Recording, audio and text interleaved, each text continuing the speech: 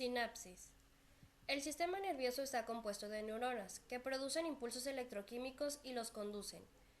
Las neuronas están compuestas por dendritas y soma. Su axón, que puede ser mielínico y amielínico, con el que harán contacto con otra neurona.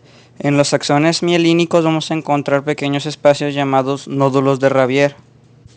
Las podemos clasificar por su tamaño y forma, ya sean pseudounipolar, bipolar o multipolar. Tenemos que las neuronas se van a comunicar entre sí por un proceso llamado sinapsis, que puede ser química y eléctrica. Los diferentes tipos de comunicación de sinapsis se van a dar entre las distintas neuronas, ya sea axoaxónicas, axodendríticas y axosomáticas. Este proceso se lleva a cabo por un estímulo.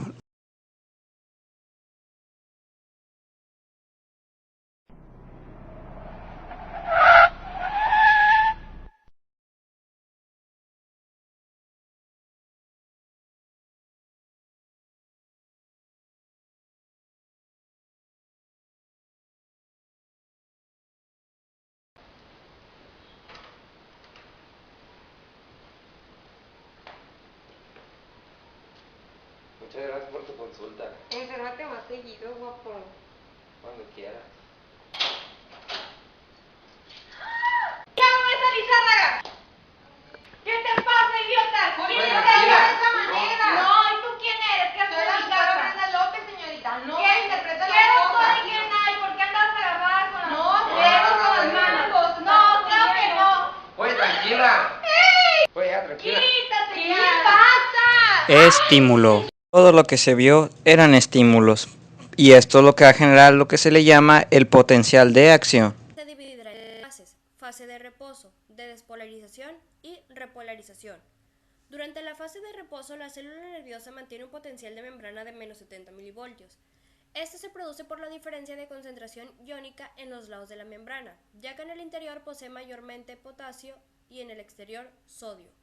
Este potencial de membrana en reposo se verá alterado al recibir el estímulo, provocando la apertura de los canales de sodio, activados por voltaje.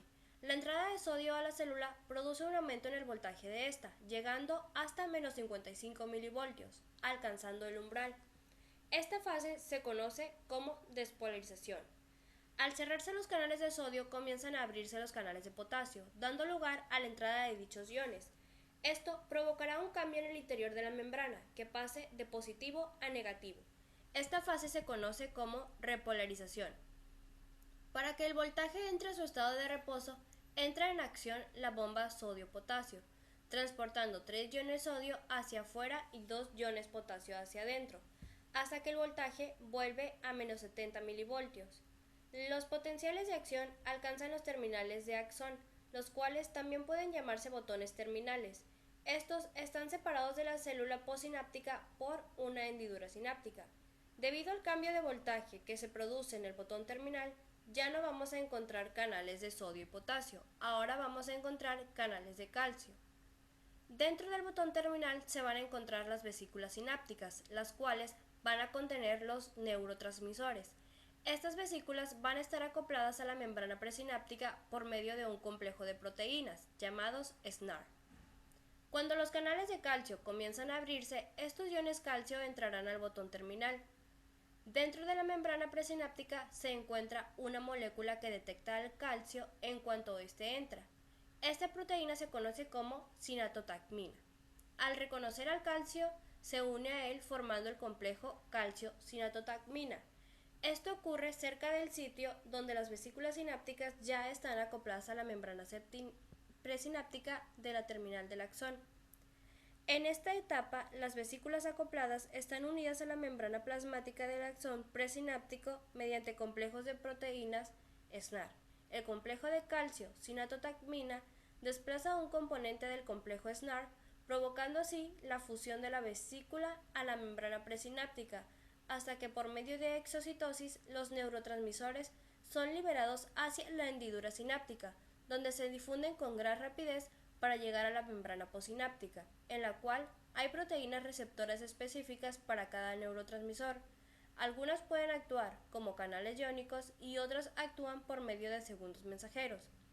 Cuando los neurotransmisores se unen a las proteínas receptoras, los canales de iones en la membrana postsináptica se abren. La apertura de ellos permite la entrada de sodio, produciendo una pequeña despolarización en la membrana postsináptica.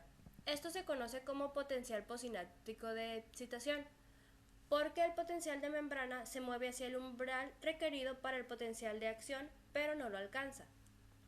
Al producirse más estímulos en la membrana, se siguen generando más potenciales presinápticos excitatorios, mismos que tienen la capacidad de sumarse hasta alcanzar el umbral y producir de nuevo un potencial de acción en la membrana postsináptica. En otros casos, donde se produce la apertura de canales de iones en la membrana postsináptica y se permite la entrada de potasio, causando una hiperpolarización graduada en el interior, haciéndolo más negativo. Esto se conoce como potencial postsináptico inhibitorio, el cual no estimula a la célula para que se produzca el potencial de acción.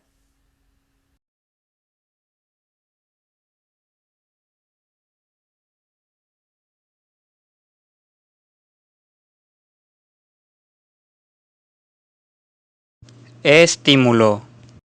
Acción.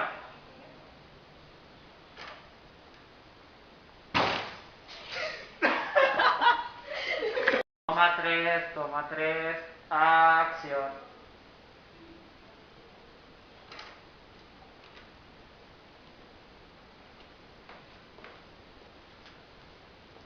Muchas gracias por tu consulta. Ay,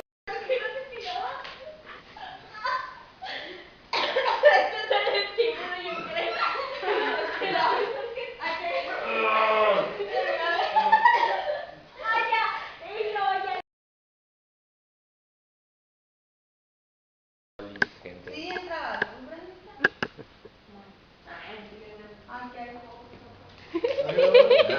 Grabando. Entonces, porque está arrugada. La plancha no, trae una plancha. Quita tu pezón de ahí. Yo te ayudo. Ya, borra eso. No, Eso no lo voy a borrar. eso no es aceptable. No. ¿Dónde vamos a grabar? Ay, niña. ¿Dónde quedaron las semillitas? Yo así trabajo. El maletincillo. Aquí preparándose. Acabas de comer y ya vas a volver a Yo pensé que agarrar. el postre. Ahí está el postre, los polvorones. ¿Qué son? Enséñaselos que no los comimos. Semillitas. Acción. ¿Qué te pasa, idiota? ¿Qué le haces? ¿Tú me metes Tranquilo. No, ¿tú quieres? ¿Tú quieres? No, López. No, me lo juro que no. ¿Qué? Ay, ¿qué le- Acción.